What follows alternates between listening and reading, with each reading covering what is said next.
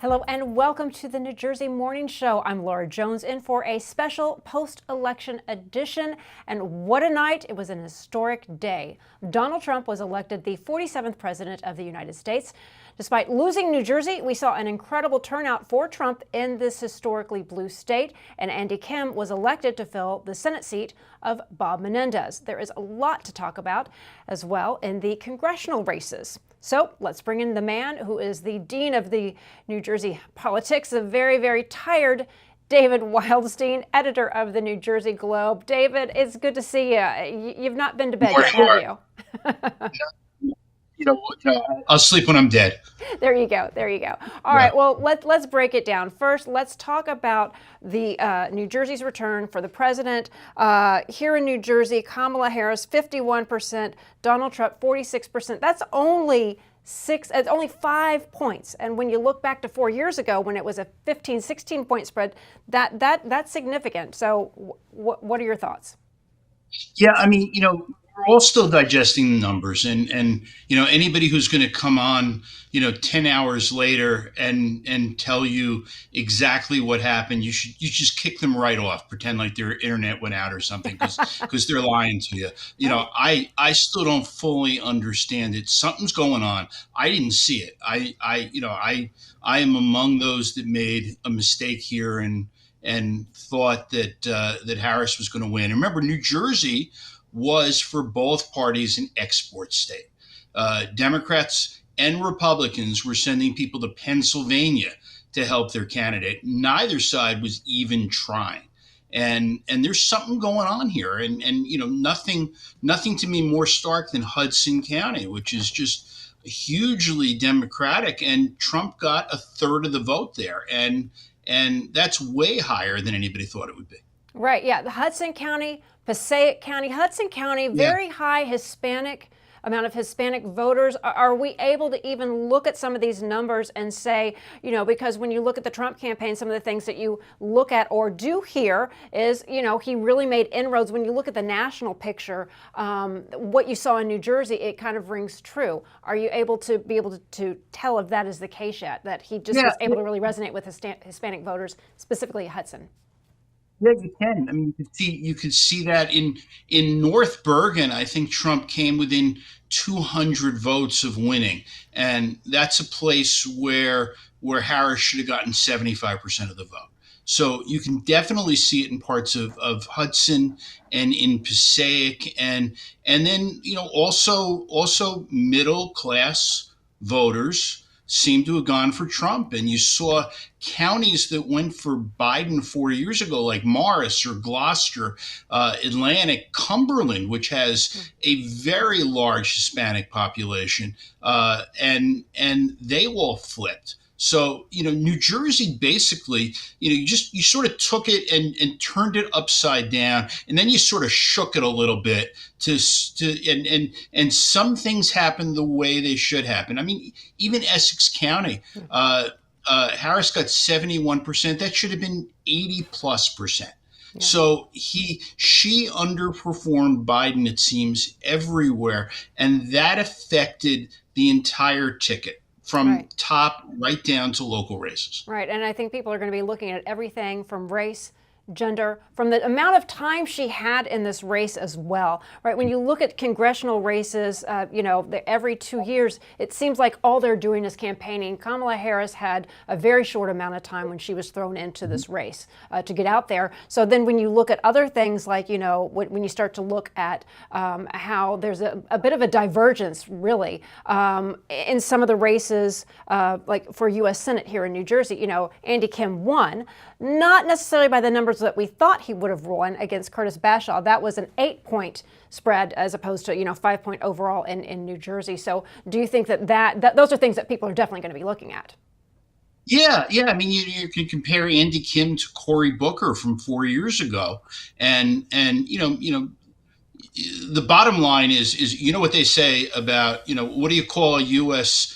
What do you call a guy who wins a Senate race by one vote? You call him senator. Senator. So at the Yeah. end of the day, Andy Kim's going to have 6 years now to make himself popular in New Jersey. Right. The ones that I think really need to watch themselves a little bit are the members of the House who are up in 2 years. Yeah.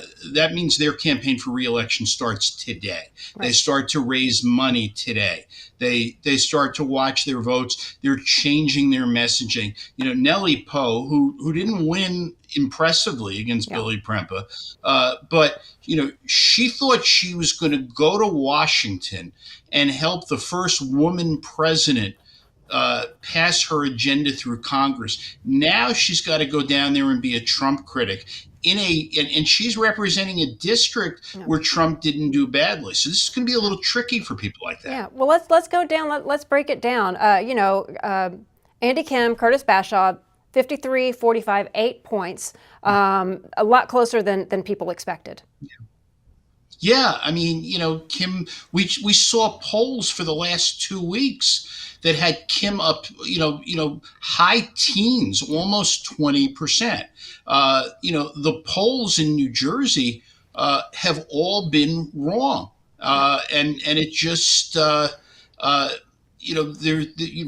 Bashaw, if he had money, if he had some different breaks. I mean, if Joe Biden was still in the race, this is entirely different. I don't think people saw this Trump phenomenon. I don't understand it yet. Yeah. Hopefully, I will next time we see each other. But I still don't get it. Yeah, well, you have to also wonder, are people being honest? Like certain things I was looking at as we were as election day moved along, are people honest with the pollsters? Are people Yeah. afraid to say how they really feel because we're so polarized in this country, for being afraid of saying, hey, I support this candidate, I support Donald Trump. They're afraid they're going to be canceled, or I support Kamala.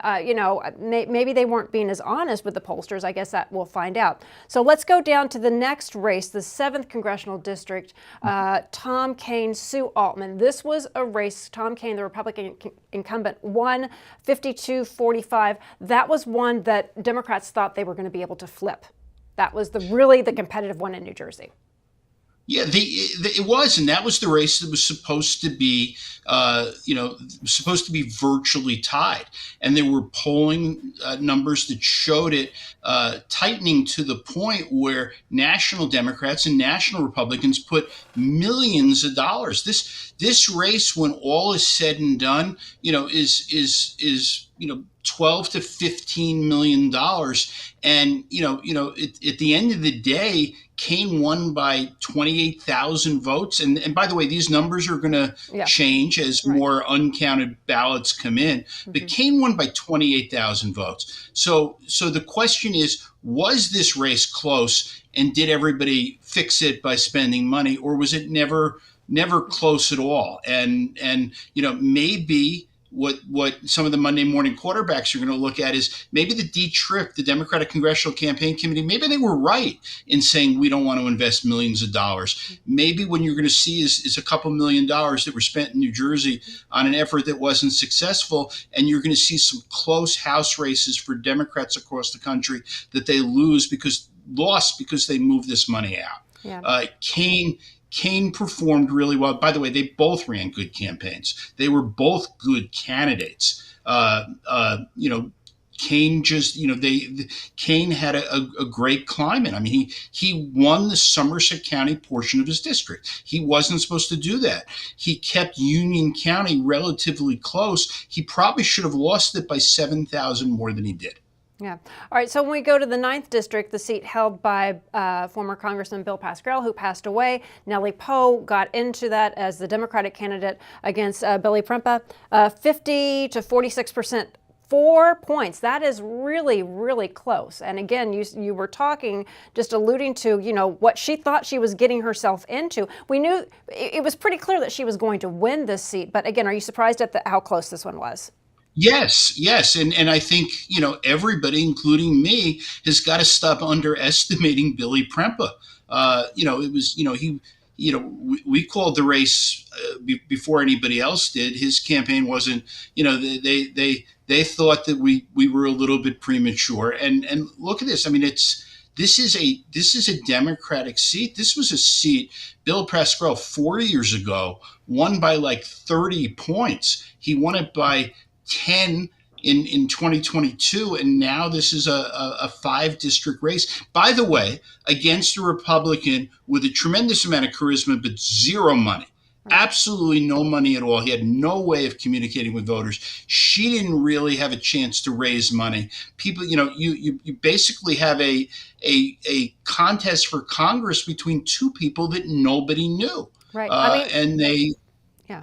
And I mean, we had them debating, and that was yeah, really the only time you got to see them on TV. it was, he won. She won the Passaic part of her district by, as of last night, about 14,000 votes. He won the Bergen part by about 3,500 to 4,000 votes. Who knows what this is going to be like in a midterm? And Nellie Poe, this is not like the crowning achievement of her career. Now she's going to Congress, and she's going to have to work to raise money every day, do her call time, get known in the district, and this ain't the New Jersey legislature anymore where things are easy. This is going to be a completely different life for her, and she's got to put her foot on the gas today, or she might have a problem down the road. Yeah, and we don't know how the House is shaking out, but it's looking like it's probably going to go Republican, Senate go Republican. Going down to the 3rd district in the seat held by Andy Kim previously, Herb Conway, 52% against Mohan, 45%. Those results were late coming in. I kind of want to talk about this because there were some issues down in Burlington County with voting as well, and extraordinarily long lines. I don't know if this is accurate, but driving in this morning, I heard there were people up until 2 o'clock in the morning in Burlington County still trying to vote because of the machines going down. But again, what about the numbers there? Yeah, it was close to midnight, and that is obscene that people are standing online till almost midnight to vote. And there were all sorts of problems down there. A lot in terms of the machine, not enough machines, not enough poll workers. I got to give Governor Murphy, credit. I would have predicted that you couldn't find a worse motor vehicle director than Sue Fulton. And sure enough, he came through with somebody who was even worse. And they had motor vehicles is a partner in voter registration. And I don't know why people think that motor vehicles could do this right when they can't do anything else right. But there was a confluence of everything that went wrong in that district. Herb Conway still won. My guess is 3 years from now, nobody's going to ever come up with the name Rajesh Mohan, but who spent nothing and did nothing. Conway too. Just this is a Democratic leaning district. It's more Democratic than the Poe Prempa district in the 9th, and he too is going to have to pay a little bit more attention than he thought he would. Right. And as we kind of wrap up this segment, a couple of things that are different. We did have in-person voting in 2021, but way more people participated in the early voting. Can you give me your thoughts on how you think if it benefited Republicans this year as opposed to Democrats? Because Democrats, they have an extraordinary get out the vote effort. And this year, when you were looking at some of the numbers early on, there were so many Republicans doing the early voting, which means on election day, they had less to gain, perhaps. But what do you make of that factor? The takeaway is, and I know you're going to have Jeanette Hoffman on soon, and I'm sure she knows this stuff better than I do. But Republicans love early voting. They don't love vote by mail as much, but they love having 9 days to come out. And there are a lot of Republicans who should just sit down and do a handwritten thank you note to Phil Murphy for signing that bill, because I don't think Republicans realized how good it is for them. Basically, what it did is it in some cases, and specifically in the 7th district, it neutralize the Democratic advantage on vote by mail. This is in-person voting, and it's 9 days, and people are loving it. And we suffered through 3 years of sort of lethargic numbers, and then this year it just exploded, and it will change politics in New Jersey forever until they screw it up again. Right. All right, David Wildstein of the New Jersey Globe, thank you so much for taking the time to talk to us to break down Thanks, the numbers. Laura. Hope you get a little sleep today. Thanks. Take care. All right. We want you to stay with us as we continue our coverage of the 2024 election here on the New Jersey Morning Show.